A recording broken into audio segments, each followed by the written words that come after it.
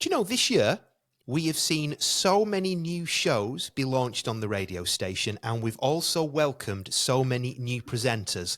And he, have been working on this new show that we are so excited to bring you. So I am joined by the newest member of the team, which is Sam Turley. Good morning, Sam.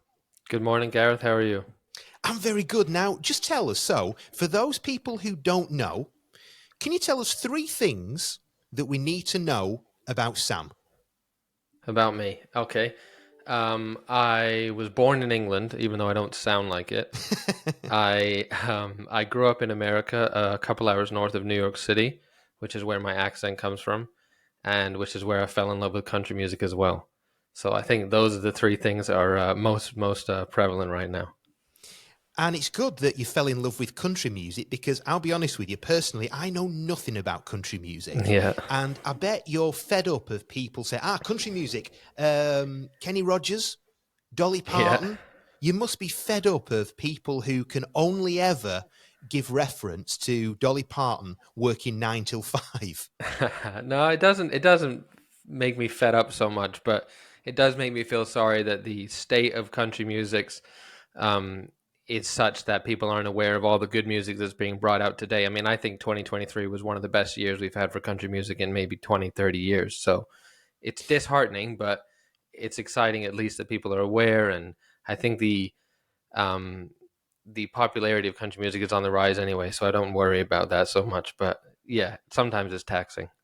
That's quite interesting, though, how you mentioned about this year, 2023, being one of the best years for country music. Why do you think that is? How's it been different to any other year? Well, I think country music, and because it's a genre that I'm like intimately aware of and I've been following for so long, and then, you know, with music, you're able to go back and listen to stuff from before you were around and be aware of the progression of it. It seems to me country music has a revolution rather, at least every 10 years. And the latest one is this return to a more authentic sound, a sound coming more from Appalachia, from Kentucky, from Oklahoma, from Texas, which is my preference, rather than Tennessee or Nashville sound. So this year, we've had artists like Tyler Childers, Zach Bryan, Colter Wall, Charlie Crockett all bring out new albums and all perform in England as well, of which I was at 3 of them, live performances in England. So it's the best year for country for me, and I think a lot of people would agree. So we genuinely cannot wait for your show to start, because this will be an education for a lot of our audience, because you actually named them that different states and different parts of America, they've got a different country music sound. There can't be there's many all sorts of genres sounds where it's like that. So, for example, Britpop. We'll use that as an example. You wouldn't be able to say things like, well, there was London Britpop. There was Mancunian Britpop. So each state, as you said, has its own sound. Yeah, I think that's certainly true. And I think, my favorite states is maybe making it too specific, but there's certain regions, and also sometimes a subgenre of country gets named after a region that produced it during that time. So that sound comes from that area at that time, and an artist could come from somewhere else and produce something that's that sound, and they get called that genre. An example of that would be, people refer to an artist named Colter Wall as more of a Texas traditional country artist, but he's from Saskatoon, Canada. He's easily the best doing it today in that subgenre, but he completely doesn't hail from there at all. But lifestyle and upbringing is the same, and he's a particularly interesting character because he decides to just disappear and work on a ranch for 6 months of the year, and he can't be communicated to anyway. So it's a funny thing, isn't it? Because it sounds like it's almost like a bit of a lifestyle rather than just a music, because it's something that people like your good self, you're so passionate about. Well, yeah, the way you say it's like a lifestyle, I mean, it's lifestyle music. It's not music about huge meta themes or music just to dance to or music with just rhythm. It's supposed to be about what you're experiencing. It's supposed to be about your day-to-day life, as many genres are, but country music has that specific intention to it to make people hear the soul and the angst of the artist or the joy, and it's always about day to day living, who you're loving, who you're hating. It's it's a lifestyle genre, which is why it's a lifestyle for everyone who enjoys it. And we did say at the radio station that we'll never launch a new show unless we've got the right presenter for it. And we're so excited because we know that we've got with you the right presenter for it. And after just a few conversations months ago, I knew that you not only like this music, you go and see the gigs. And this year, you've been to some big ones, haven't you? Yeah, thank you for saying that. I am honored to be becoming a part of Konnect Radio, definitely, and I'm excited to share my passion and my taste as well, and my thoughts about the direction or the history of country music. And I have been to a few gigs this year. I mentioned earlier, I think I started in February. My wife and I went to Tyler Childers in London at Islington Assembly Hall. We've been to Charlie Crockett at Shepherd's O2 Shepherd's Bush. Luke Combs in the O2 Arena. We have Morgan Wallen coming up in the O2 Arena. We just missed out on Zach Bryan tickets. Yeah, when we're up for it, we go to as much as we can. Now, was this a passion that you and your wife shared to start with, or is it a thing that you were No, so all in with it, she said, well, I may as well support him? well, no, it's not. It's not that. It's my wife's actually from Romania, so it's not necessarily a. It wasn't necessarily a smooth transition to country music for her because it's just not popular there at all, really.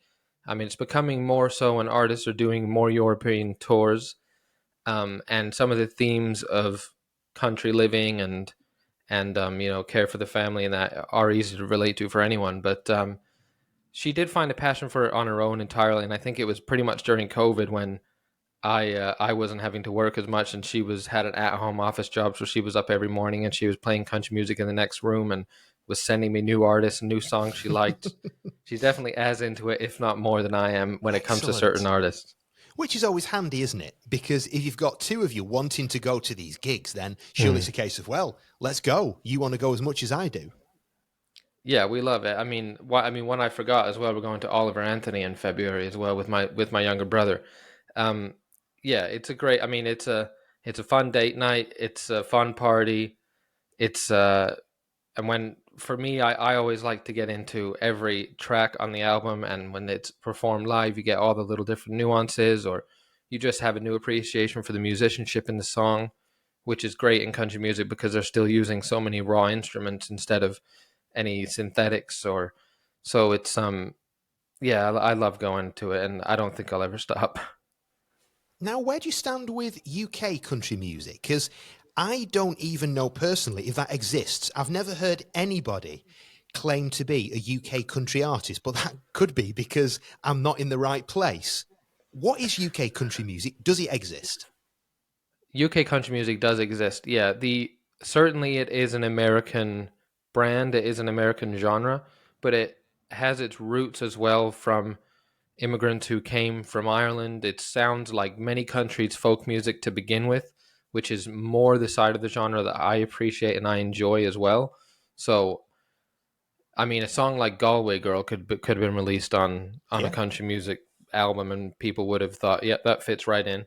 But even more of a modern country sound, you have bands like the Shires are popular in the Yeah. UK, and they're a British band. And you've always had I mean, not necessarily British, but Australians and some Brits involved. I mean, one artist now who performed as a country music artist on a TV show, who's now doing some touring, is Sam Palladio. He's quite good. So yeah, there is a thriving scene as well, and it's bolstered by the fact that some of these huge artists are coming to England to perform. And each March there is a country music festival at the O2 in London, and there's a bunch of sub stages and everything, and a lot of those are more local talents as well. So this is the kind of thing we can't wait to hear more of. You will be doing your show. The first one will be going out on Monday, the 4th of December, between 7 and 8 o'clock on the radio station. And just set the scene a bit, really, and tell us what can we be expecting from our very own country music show? Well, I think we alluded to it already. I mean, what I'm hoping to do is be available for people who are already fans of country music, of course, but given the context, just hope to engage people into a genre they may have not considered much before and show some of the best music that's available there and the best artists that are available there. And I think in the first few shows, we'll just go through some of my favorite stuff. And after that, I'm hoping to maybe pick apart some subgenres one by one, or even maybe just one year, or some flagship songs from a decade or something. But yeah, like you said, it's hopefully an education in what is country music, how it became country music, why certain themes are so popular, and why people are bored of certain themes. And yeah, it's a fun show just to explore a genre that maybe you hadn't bothered considering completely before. But I promise by the end, if you stick with me, you'll be a country fan, and I'll be seeing you at the shows. We can't wait. Thank you so much, Sam. We're so excited to welcome you on board, and you'll be able to be a part of Sam's show. It goes out, it starts on the 4th of December, but then after that, every Monday between 7 and 8 o'clock, exclusive to Konnect Radio. We can't wait, Sam, and welcome to the team. Thank you very much, Gareth. Thank you for having me.